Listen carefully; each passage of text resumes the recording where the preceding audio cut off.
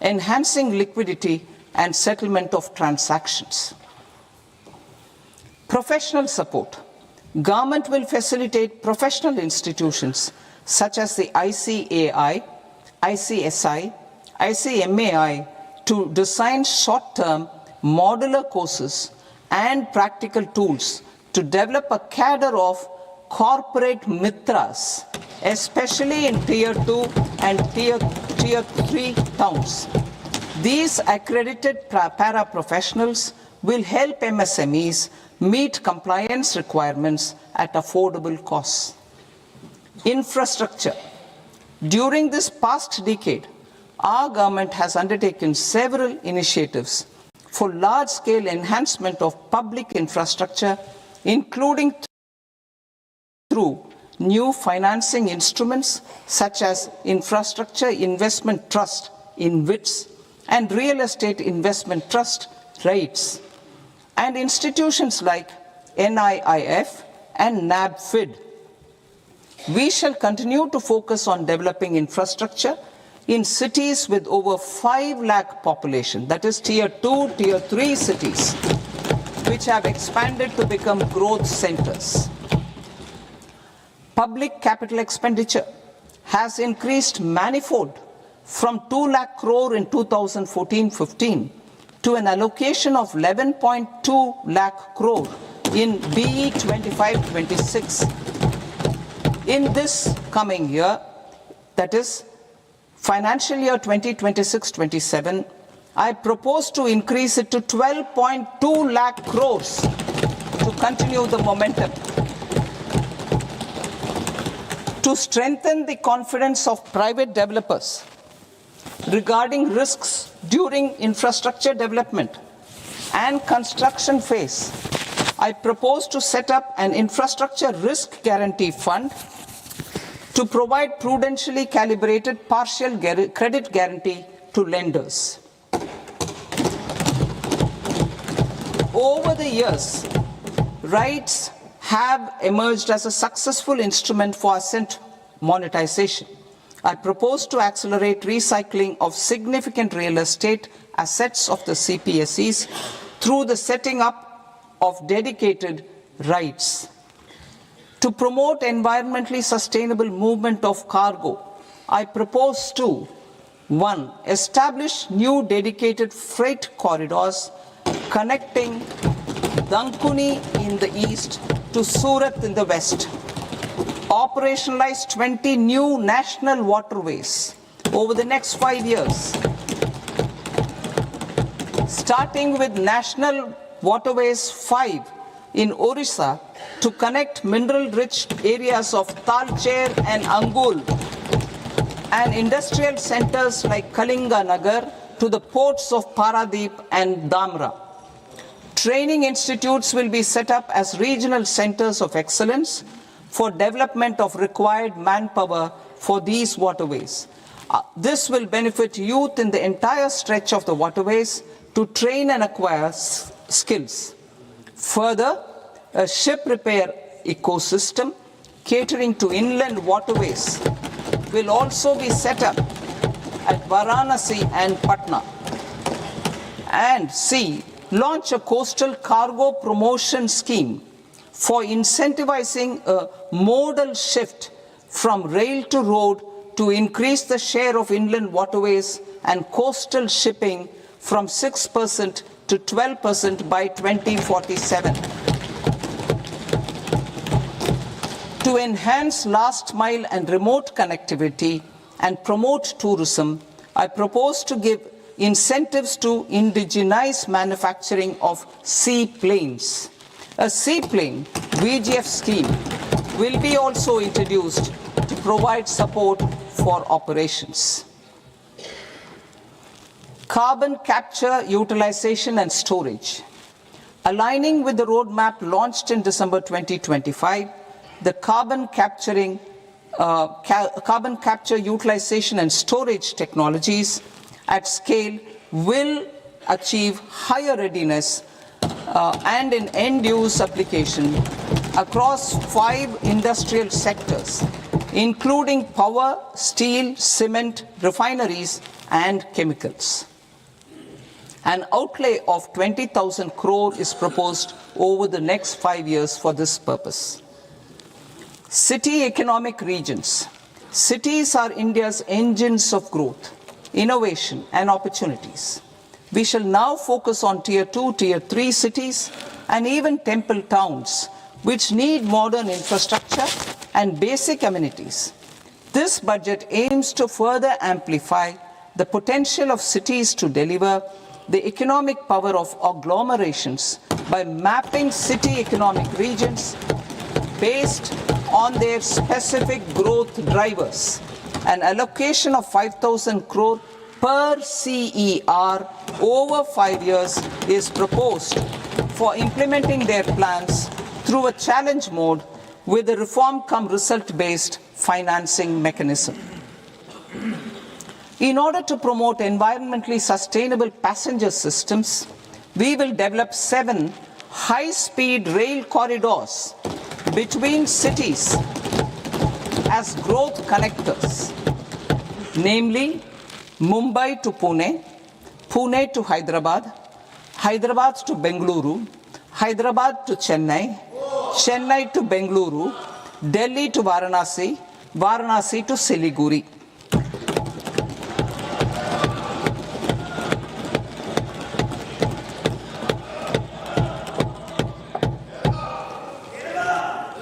Financial sector. The Indian banking sector today is characterized by strong balance sheet, historic highs in profitability, improved asset quality, and coverage exceeding 98% of villages in the country. At this juncture, we are well placed to futuristically evaluate the measures needed to continue on the path of reform-led growth of this sector. I propose setting up a high-level committee on banking for Vikasit Bharat. High-level committee on banking for Vikasit Bharat to comprehensively review the sector and align it with India's next phase of growth while safeguarding financial stability, inclusion, and consumer protection. The vision for NBFCs for Vikasit Bharat has been outlined with clear targets for credit disbursement and technology adoption in order to achieve scale and improve efficiency in the public sector NBFCs. As a first step, it is proposed to restructure the Power Finance Corporation and Rural Electrification Corporation. I propose a comprehensive review of the foreign exchange management non-debt instruments rules to create a more contemporary, user-friendly framework for foreign investments consistent with India's evolving economic priorities. Corporate bond market. I propose to introduce a market-making framework with suitable access to funds and derivatives on corporate bond indices. I also propose to introduce total return swaps on corporate bonds. Municipal bonds. To encourage the issuance of municipal bonds of higher value by larger cities, I propose an incentive of 100 crore rupees for a single bond issuance. 100 crore rupees for a single bond issuance of more than 1,000 crore. The current scheme under Amrit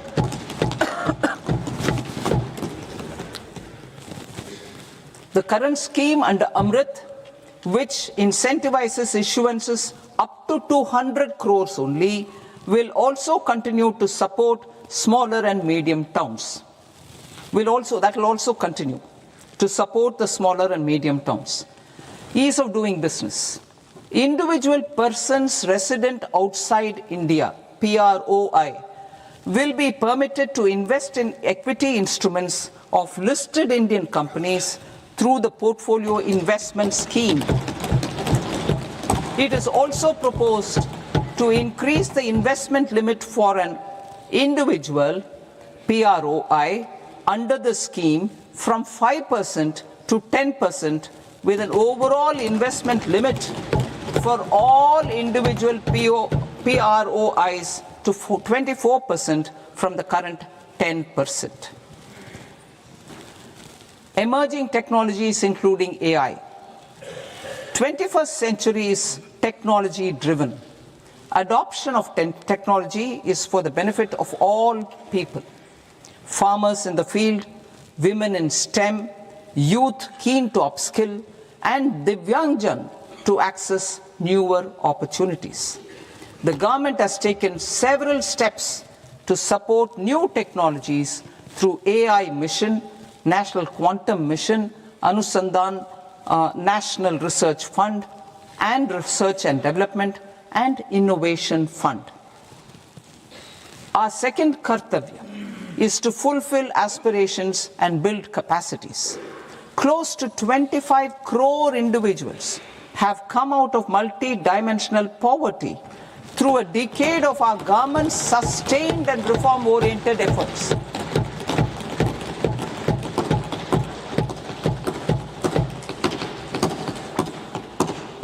Our government has therefore decided to place a renewed emphasis on the service sector to provide a pathway to fulfilling aspirations of a youthful India with the following measures. I propose to set up a high-powered education to employment and enterprises standing committee to recommend measures that focus on services sector as a core driver of Vikasit Bharat. This will make us a global leader in services with a 10% global share by 2047. The committee will prioritize areas to optimize the potential for growth, employment, and exports.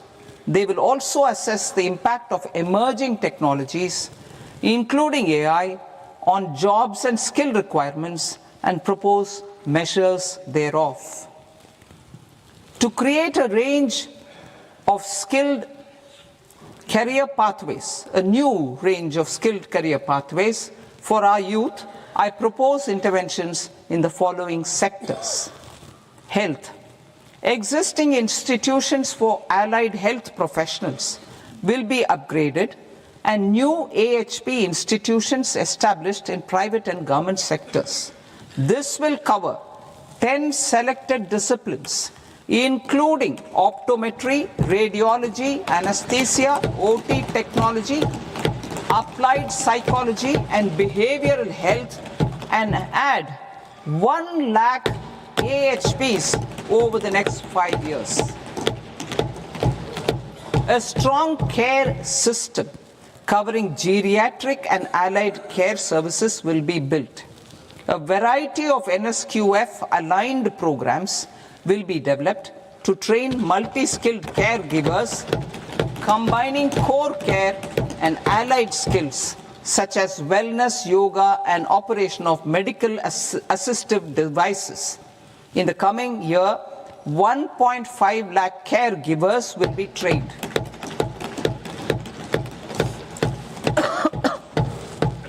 Hubs for medical value tourism. To promote India as a hub for medical tourism services, I propose to launch a scheme to support states in establishing 5 regional medical hubs in partnership with the private sector. These hubs will serve as integrated healthcare complexes that combine medical, educational, and research facilities. They will have Ayush centers, medical value tourism facilitation centers, and infrastructure for diagnostics, post-care, and rehabilitation.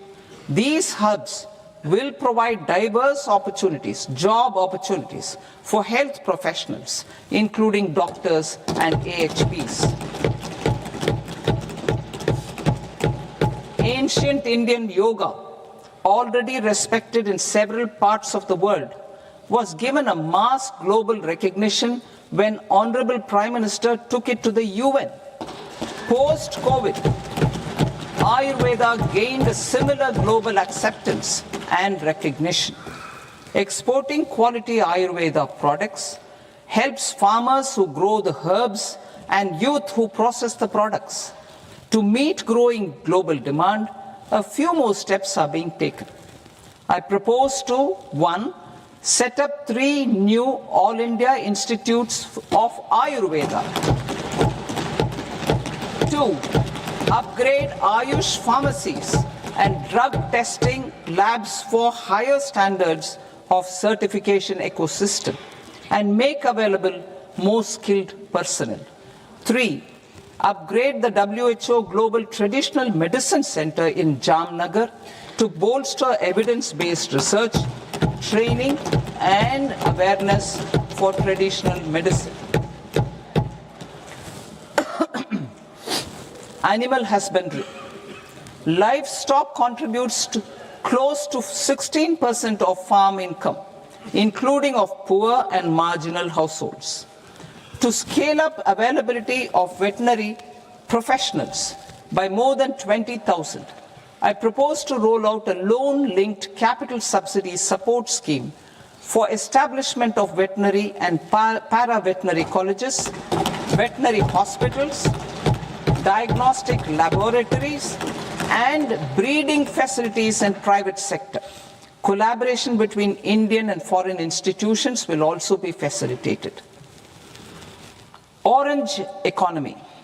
India's animation, visual effects, gaming and comics sector, AVGC sector, is a growing industry projected to require 2 million professionals by 2030. I propose to support the Indian Institute of Creative Technologies, Mumbai, in setting up AVGC content creator labs in 15,000 secondary schools all over the country and 500 colleges.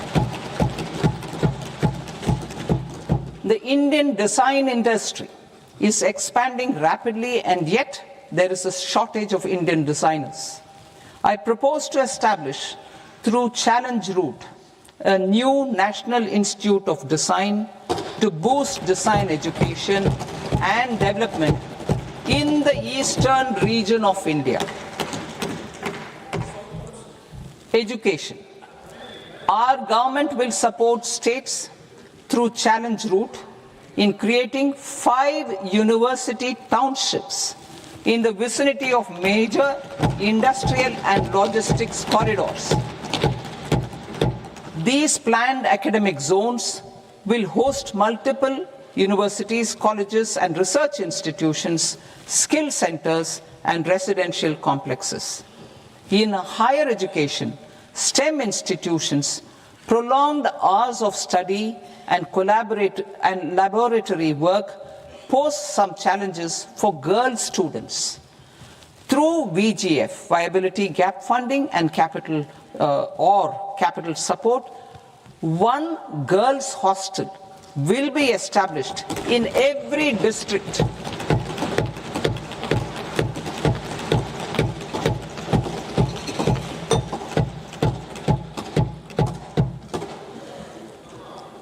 To promote astrophysics and astronomy via immersive experiences, 4 telescope infrastructure facilities will be set up or upgraded.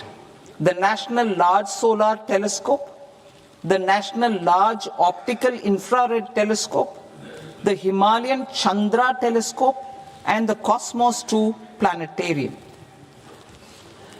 Tourism.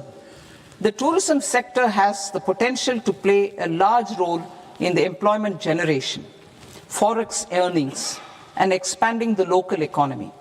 I propose to set up a National Institute of Hospitality by upgrading the existing National Council for Hotel Management and Catering Technology. It will function as a bridge between academia, industry, and government.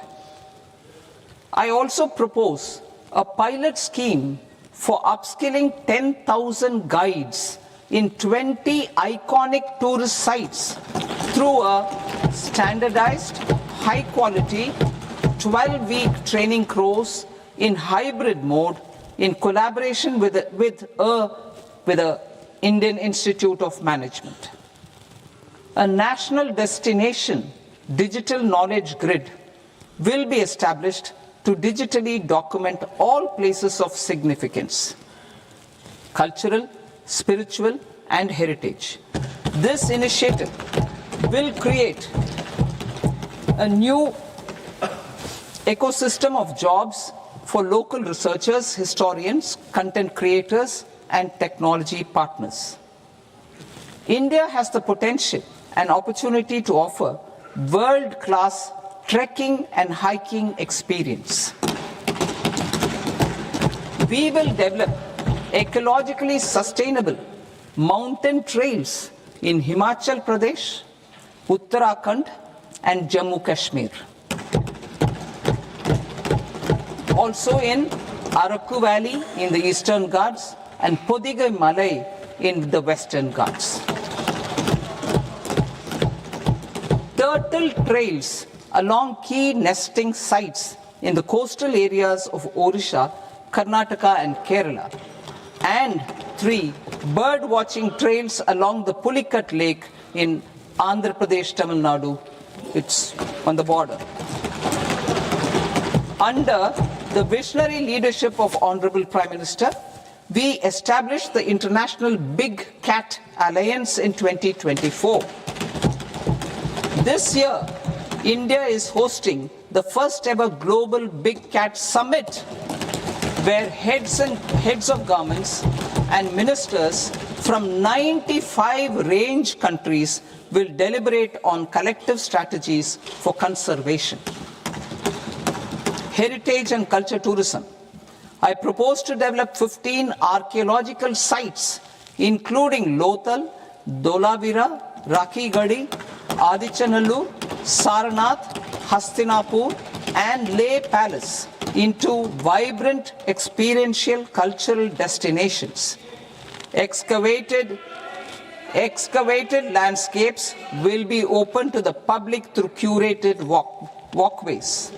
Immersive storytelling skills and technologies will be introduced to help conservation labs, interpretation centers, and guides.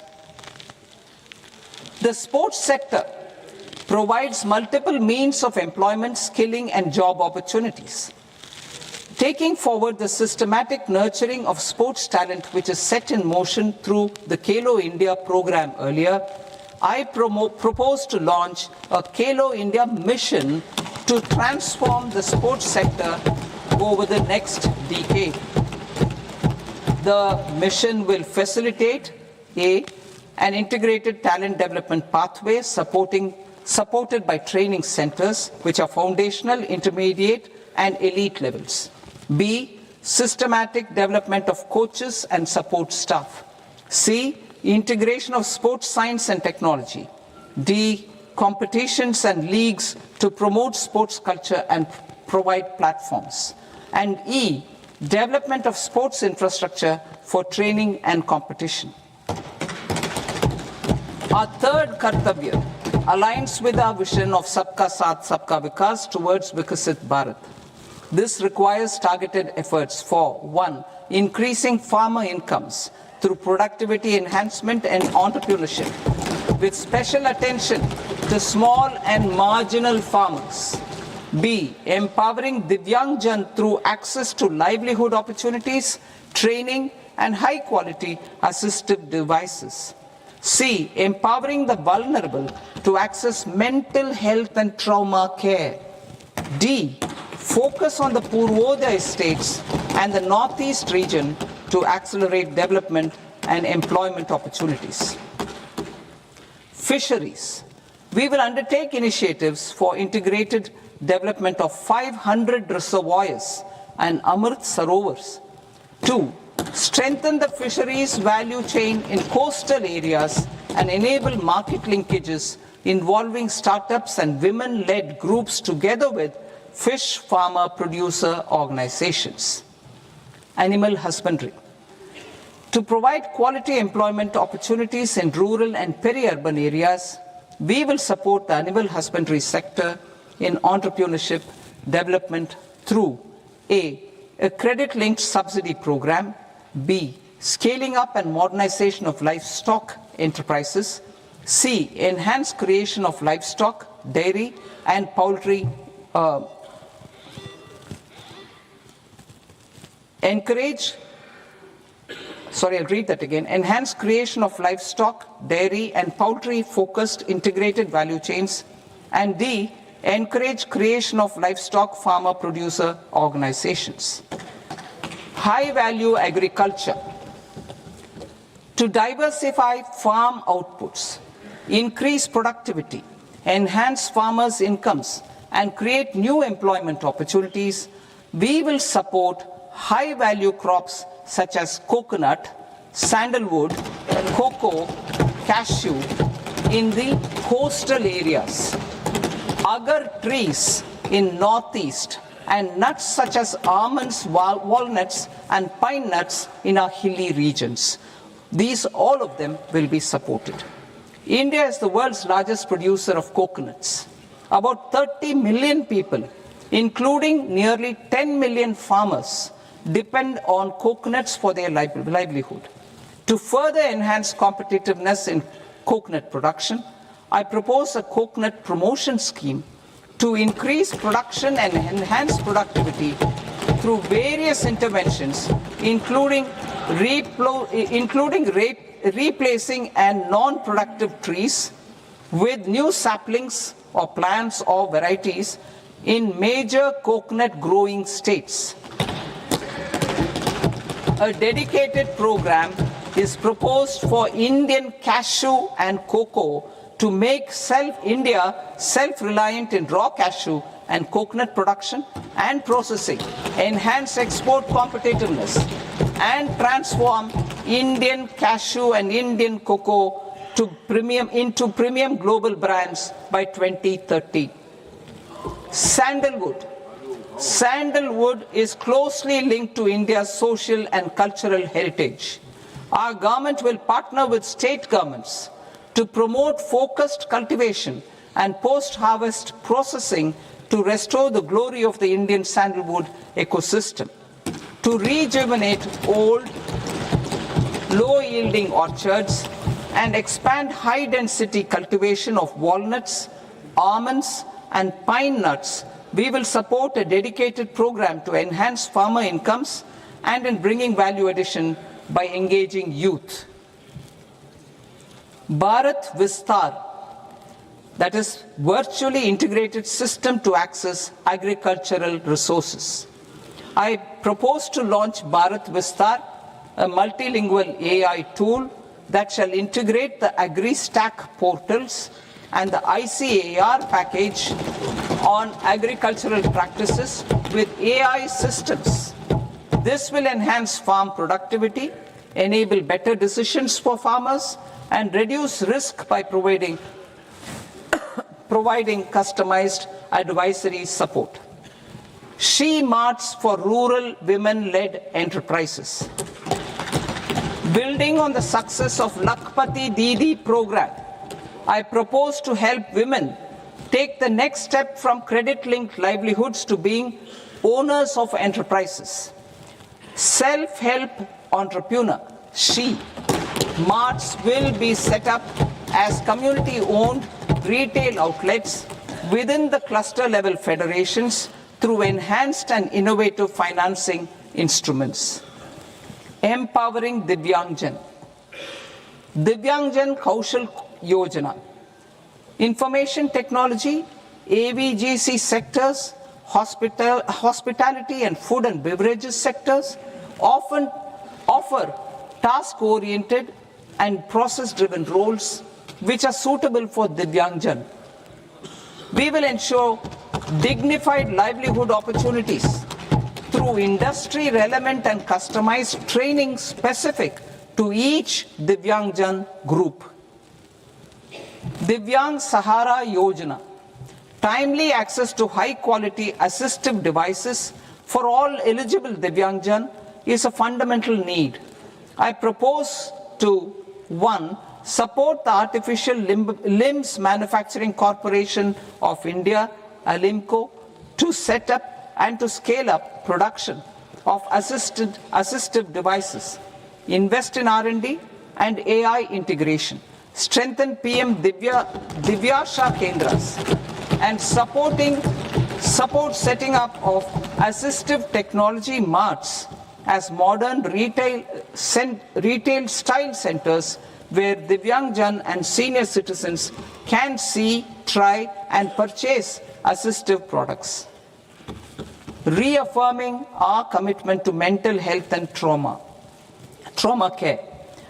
There are no national institutes for mental health care in North India. We will therefore set up a NIMHANS 2 and also upgrade national mental health institutes in Ranchi and in Tezpur as regional apex institutions. Emergencies expose families, particularly the poor and vulnerable, to unexpected expenditure. We will strengthen and increase these capacities by 50% in district hospitals by establishing emergency and trauma care centers. Focus on Purvodaya states and northeastern regions. Purvodaya. I propose the development of an integrated East Coast industrial corridor with a well-connected node at Durgapur, creation of 5 tourism destinations in 5 Purvodaya states, and the provision of 4,000 e-buses. Buddhist sites in northeastern region. The northeastern region is a civilizational confluence of Theravada and Mahayana or Vajrayana traditions.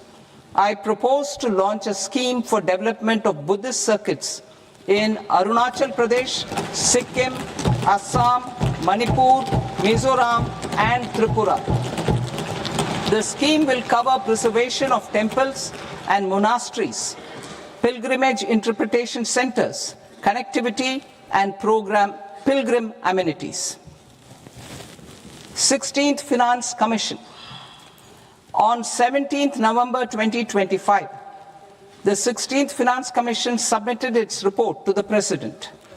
As mandated under Article 281 of the Constitution, the government is to lay the report along with the explanatory memorandum on the action taken report on the recommendations of the Commission in Parliament, which, Sir, Honourable Speaker, you've allowed me to do at the commencement of this session. The government has accepted the recommendation of the Commission to retain the vertical share of devolution at 41%. As recommended by the Commission, I have provided 1.4 lakh crores of rupees to the states for the year 2026-2027 as Finance Commission grants. These include rural and urban local body and disaster management grants. Fiscal consolidation. Government has been delivering on our fiscal commitments consistently without compromising on social needs. To strive towards accepted standards of fiscal management in Budget 25-26, I had indicated that the central government would target reaching a debt to GDP ratio of 50 plus or minus 1% by 2030-31. In line with this, the debt to GDP ratio is estimated to be 55.6% of GDP in BE 26-27, compared to 56.1% of GDP in RE 25-26.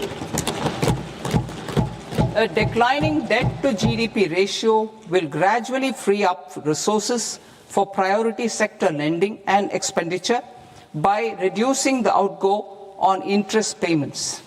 One of the main operational instruments for debt targeting is the fiscal deficit.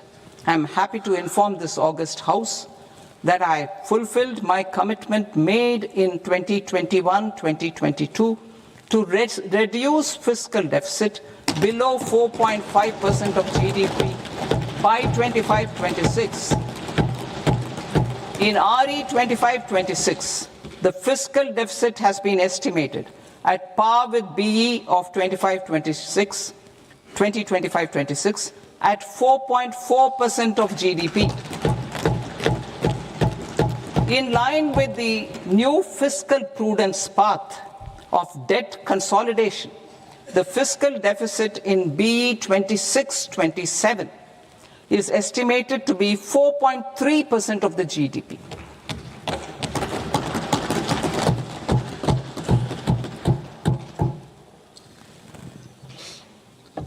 The revised estimates of the non-debt receipts are 34 lakh crore rupees, of which the centre's net tax receipts are 26.7 lakh crore. The revised estimate of the total expenditure is 49.6 lakh crore rupees, of which the capital expenditure is about 11 lakh crores. Budget estimates 2026 to 2027. Coming to 26-27, the non-debt receipts and the total expenditure are estimated as 36.5 lakh crore and 53.5 lakh crore respectively. The centre's net tax receipts are estimated at 28.7 lakh crore rupees. To finance the fiscal deficit, the net market borrowings from dated securities are estimated at 11.7 lakh crore rupees. The balance financing is expected to come from small savings and other sources. The gross market borrowings are estimated at 17.2 lakh crore rupees. I'll now move to Part B. Part B, direct taxes.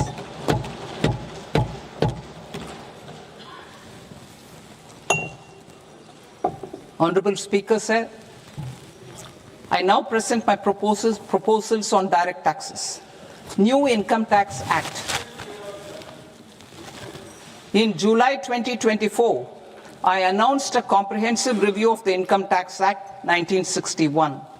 This was completed in a record time, and the Income Tax Act 2025 will come into effect from 1st April 2026. The simplified income tax rules and forms will be notified shortly, giving adequate time to taxpayers to acquaint themselves with its requirements. The forms have been redesigned such that ordinary citizens can comply without difficulty. Ease of living. I propose that any interest awarded by the Motor Accident Claims Tribunal to a natural person will be exempt from income tax, and any TDS on this account will be done away with. I propose to reduce TCS rate on the sale of overseas tour program package from the current 5% and 20% to 2% without any stipulation of amount. I propose to reduce TCS rate for pursuing education and for medical purposes under the Liberalized Remittance Scheme, popularly known as LRS, from 5% to 2%. Supply of manpower services is proposed to be specifically brought within the ambit of payment to contractors for the purpose of TDS to avoid ambiguity. Thus, TDS on these services will be at the rate of either 1% or 2% only. I propose a scheme for small taxpayers, wherein a rule-based automated process will enable obtaining a lower or nil deduction certificate instead of filing an application with the assessing officer.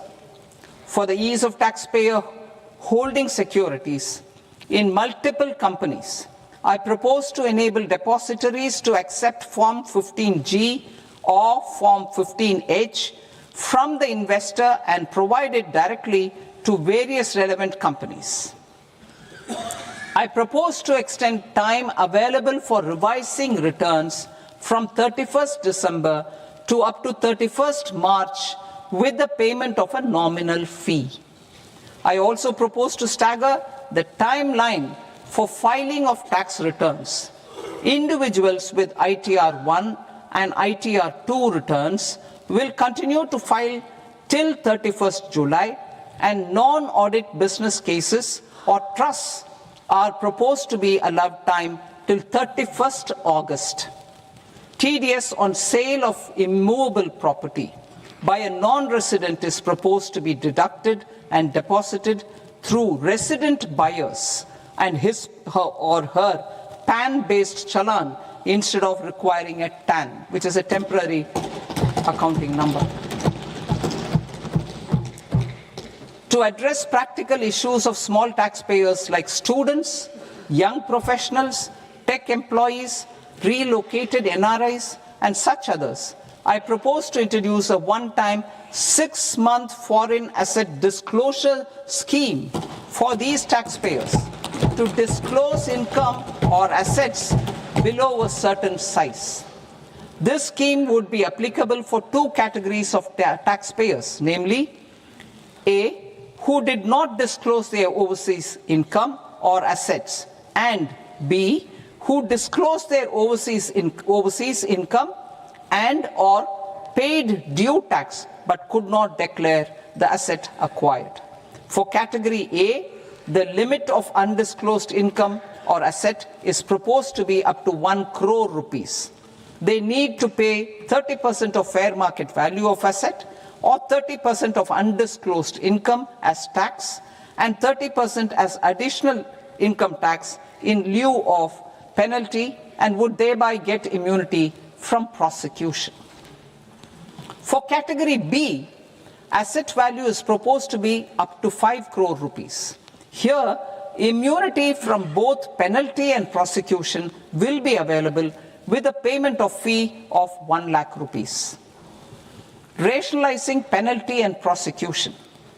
Multiplicity of proceedings are hindrance to the ease of doing business. I propose to integrate assessment and penalty proceedings by way of a common order for both.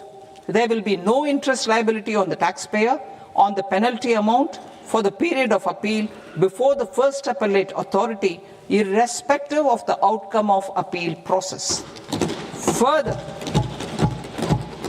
quantum of prepayment is being reduced from 20% to 10% and will continue to be calculated only on core tax demand.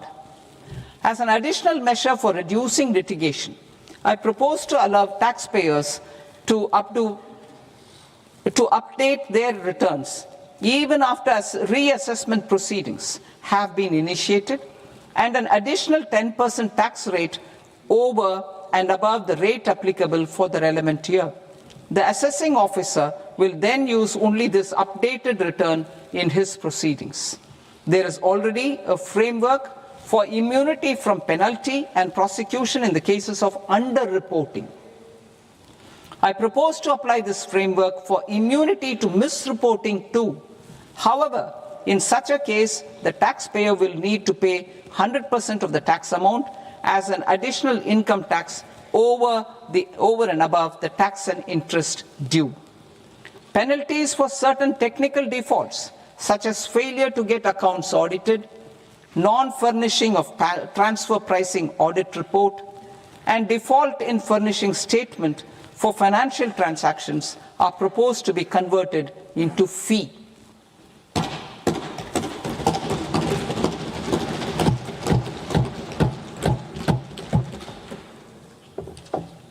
I propose to rationalize prosecution framework under Income Tax Act while maintaining a careful balance for deterrence in some serious offence. Non-production of books of account and documents and requirement of TDS payment where payment is made in kind are being decriminalized. Further, minor offences will attract fine only. The remaining prosecutions will be graded commensurate with the quantum of offence. They will entail only simple imprisonment with maximum imprisonment reduced to 2 years and power to courts to convert even those into fines. There is no penalty. There is no penalty presently for non-disclosure of non-immovable foreign assets with aggregate value less than 20 lakh rupees. I propose to also provide them with immunity from prosecution with retrospective effect from 1/10/2024.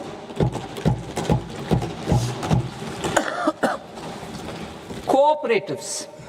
Deduction is already allowed to a primary cooperative society engaged in supplying milk, oilseeds, fruits or vegetables raised or grown by its members. I propose to extend this deduction to also include supply of cattle feed and cotton seed produced by its members. I propose to allow inter-cooperative society dividend income as deduction under the new tax regime to the extent it is further distributed to its members. I further propose to allow exemption for a period of 3 years to dividend income received by a notified national cooperative federation on their investments made in companies up to 31/1/2026. This exemption would be allowed only for dividends further distributed to its member cooperatives. Supporting IT sector as India's growth engine. India is a global leader in software development services, IT-enabled services, knowledge process outsourcing services, and contract R&D services relating to software development. These businesses and their segments are quite interconnected with each other. All these services are proposed to be clubbed under a single category of information technology services with a common safe harbor margin of 15.5% applicable to all. The threshold for availing safe harbor for IT services is being enhanced substantially from 300 crore rupees to 2,000 crore rupees. Safe harbor for IT services shall be approved by an automated rule-driven process without any need for tax officer to examine and accept the application. Once applied by an IT services company, the same safe harbor can be continued for a period of 5 years at a stretch at its choice. For IT services companies who want to conclude advanced pricing agreement, APA, I propose to fast-track unilateral APA process for IT services and endeavor to conclude it within a period of 2 years. The period of 2 years can be extended by a further period of 6 months on taxpayers' request. I propose to extend the facility of modified returns available to the entity entering APA to its associated entities also. Attracting global business and investment. Recognizing the need to enable critical infrastructure and boost investment in data centers, I propose to provide tax holiday till 2047 to any foreign company that provides cloud services to customers globally by using data center services from India. It will, however, need to provide services to Indian customers through an Indian reseller entity. I also propose to provide a safe harbor of 15% on cost in case the company providing data center services from India is a related entity. To harness the efficiency of just-in-time logistics for electronic manufacturing, I propose to provide safe harbor to non-residents for component warehousing in a bonded warehouse at a profit margin of 2% of the invoice value. The resultant tax of about 0.7% will be much lower than in competing jurisdictions. To provide fillip to toll manufacturing in India, I propose to provide exemption from income tax for 5 years to any non-resident who provides capital goods, equipment, or tooling to any toll manufacturer in a bonded zone. To encourage vast pool of global talent to work in India for a longer period of time, I propose to provide exemption to global, non-India sourced income of a non-resident expert for a stay period of 5 years under notified schemes. I propose to provide exemption from minimum alternate tax, the MAT, to all non-residents who pay tax on presumptive basis. Tax administration. I propose to constitute a joint committee of Ministry of Corporate Affairs and Central Board of Direct Taxes for incorporating the requirements of income computation and disclosure standards, the ICDS, in the Indian Accounting Standards, IND AS itself. Separate accounting requirement based on ICDS will be done away with from the tax year 27-28. To support Prime Minister Modi's vision of homegrown accounting and advisory firms to become global leaders, I propose to rationalize the definition of accountant for the purposes of safe harbor rules. Other tax proposals. Change in taxation of buyback was brought in to address the improper use of buyback route by promoters. In the interest of minority shareholders, I propose to tax buyback for all types of shareholders as capital gains. However, to disincentivize misuse of tax arbitrage, promoters will pay an additional buyback tax. This will make effective tax 22% for corporate promoters. For non-corporate promoters, the effective tax will be 30%. TCS rate for sellers of specific goods, namely alcoholic liquor, scrap, and minerals, will be rationalized to 2%, and that on tendu leaves will be reduced from 5% to 2%. I propose to raise the STT on futures to 0.05% from the present 0.02%. STT on options premium and exercise of options are both proposed to be raised to 0.15% from the present rate of 0.1% and 0.125% respectively. We reformed the taxation landscape for corporates in 2019 by providing them a simplified regime with lower tax rate so that they could productively focus on business rather than on claim of deductions and exemptions. To encourage companies to shift to the new regime, set off of brought forward MAT credit, minimum alternate tax credit, is proposed to be allowed to companies only in the new regime.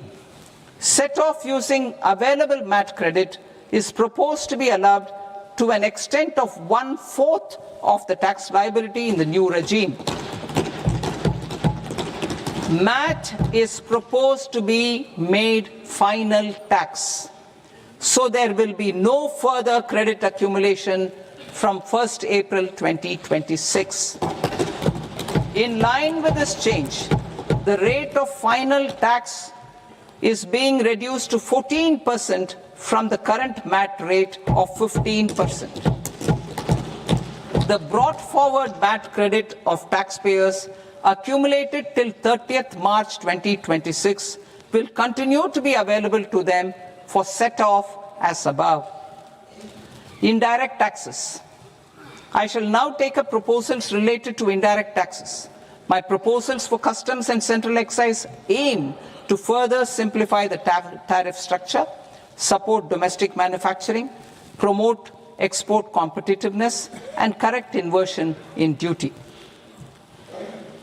To continue weeding out long-continuing customs duty exemptions, I propose to remove certain exemptions on items which are being manufactured in India or where the imports are negligible.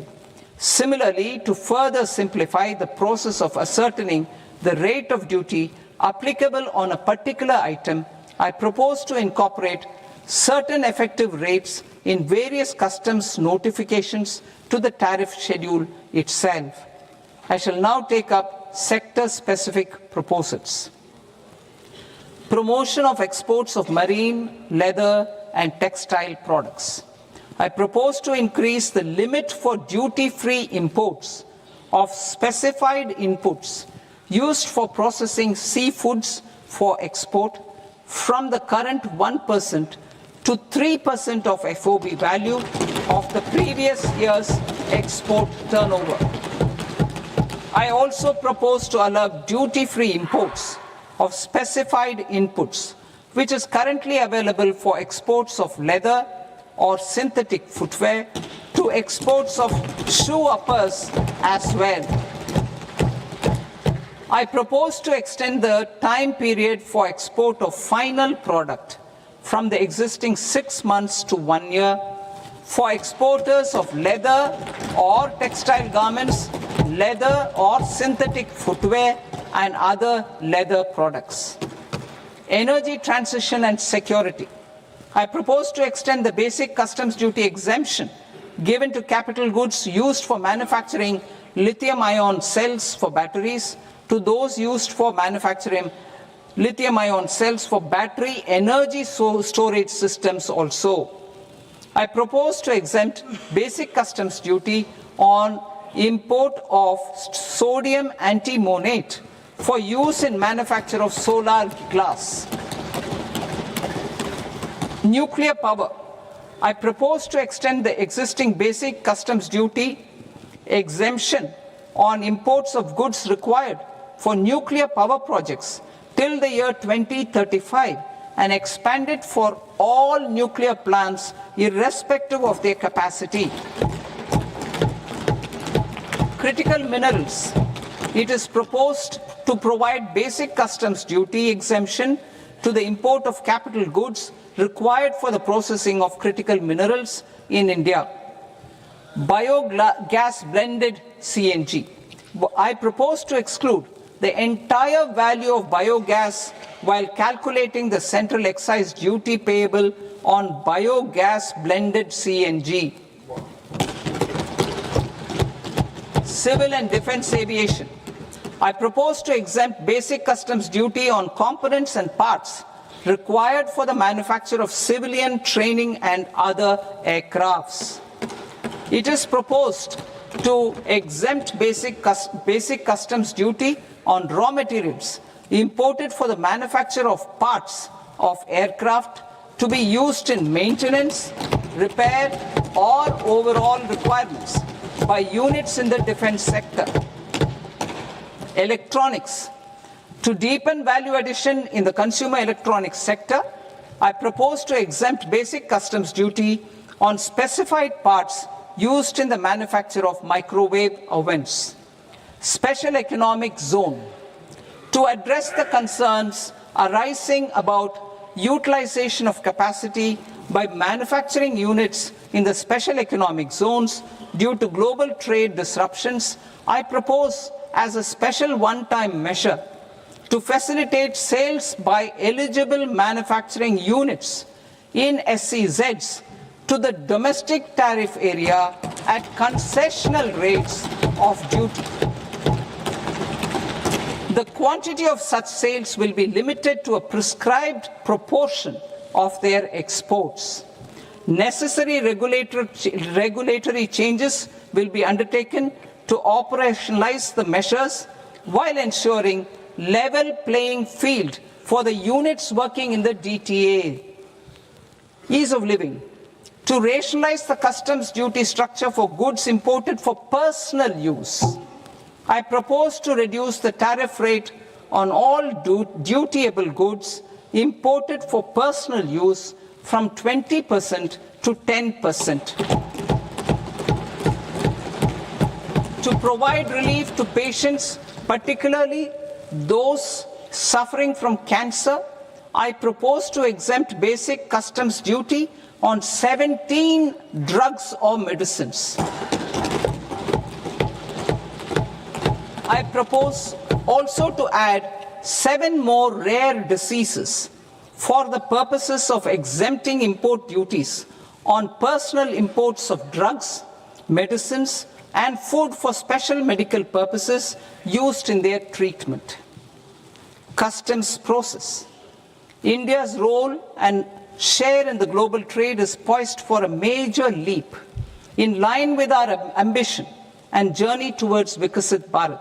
In this regard, I propose many measures for custom processes to have minimal intervention for smoother and faster movement of goods and greater certainty to the trade. Trust-based systems. I propose to enhance duty deferral period for Tier 2 and Tier 3 authorized economic operators, known as AEOs, from 15 days to 30 days. I propose to provide eligible manufacturer importers the same duty deferral facility.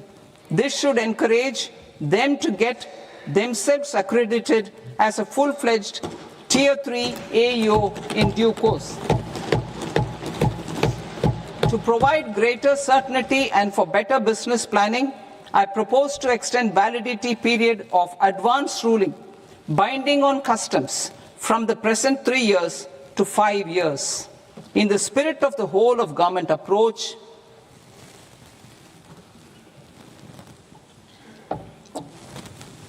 government agencies will be encouraged to leverage AEO accreditation for preferential treatment in clearing their cargo. Regular importers with trusted long-standing supply chains will be recognized in the risk system so that the need for verification of their cargo every time can be minimized. Export cargo using electronic sealing. Export cargo using electronic sealing will be provided through clearance from the factory premises to the ship.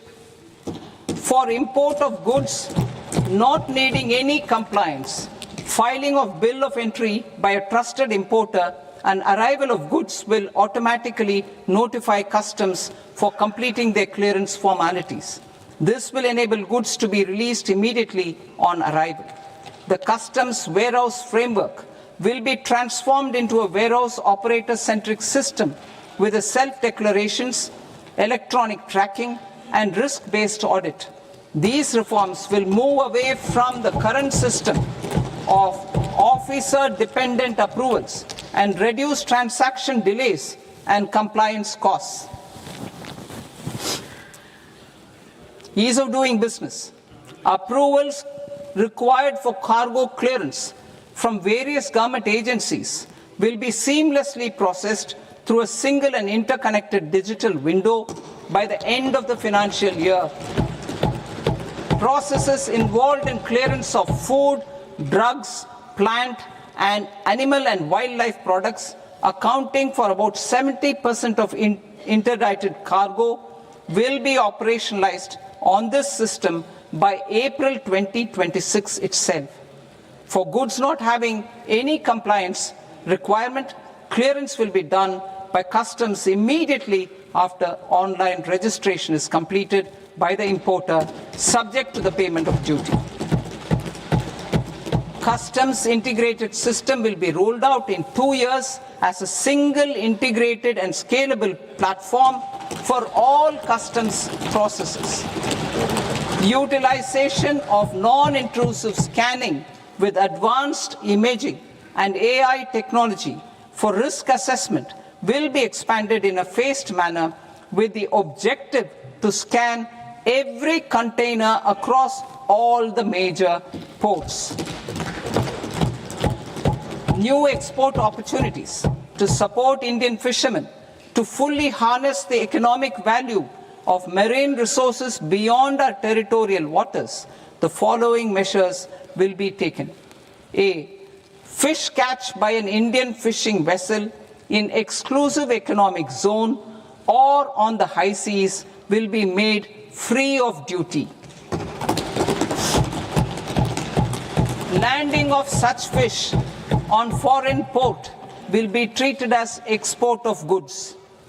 Safeguards will be put in place to prevent misuse during fish catch, transit, or transshipment. To support aspirations of India's small businesses, artisans, and startups to access global markets through e-commerce, I am pleased to announce complete removal of the current value cap of 10 lakh rupees per consignment on courier exports. In addition, handling of rejected and returned consignments will be improved with effective use of technology for identifying such consignments. I propose to revise provisions governing baggage clearance during international travel to address genuine concerns of passengers. The revised rules will enhance duty-free allowances in line with the present-day travel realities and provide clarity in temporary carriage of goods brought in or taken out. There are honest taxpayers who are willing to settle disputes by paying all their dues, but they get deterred due to negative connotation associated with penalty.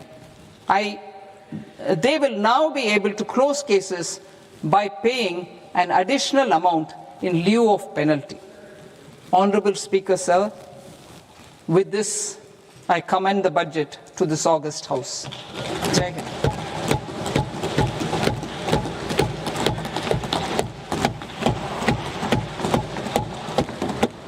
One and a half hours. Item number 3 माननीय वित्त मंत्री जी।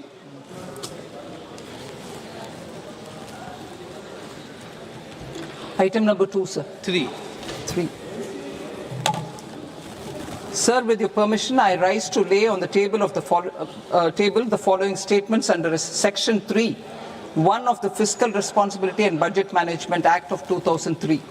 Medium-term fiscal policy, fiscal policy strategy statement, and macroeconomic framework statement. Item number 4 माननीय वित्त मंत्री जी। Sir, with your permission, I move for leave to introduce the Finance Bill 2026. प्रश्न ये कि विधेयक को पुनर्स्थापित करने की अनुमति प्रदान की जाए। जो सदस्य इस पक्ष में हाँ गए, जो सदस्य विरोध में ना गए, मेरे विचार में निर्णय हाँ वालों के पक्ष में हाँ वालों के पक्ष में अनुमति प्रदान की जाती है। माननीय मंत्री जी, अब विधेयक पुनर्स्थापित करें। Sir, I introduce the bill. माननीय सदस्यगण, आपको सूचित किया जाता है कि माननीय वित्त मंत्री जी के बजट भाषण की कॉपी पब्लिकेशन काउंटर पर ली जाती है। बजट भाषण और बजट से संबंधित दस्तावेज आपके मोबाइल फोन और मेंबर पोर्टल्स पर ही उपलब्ध है। सभा की कार्रवाई कल सोमवार दिनांक 2 फरवरी 2026 को प्राप्त 11 बजे तक के लिए स्थगित की जाती है।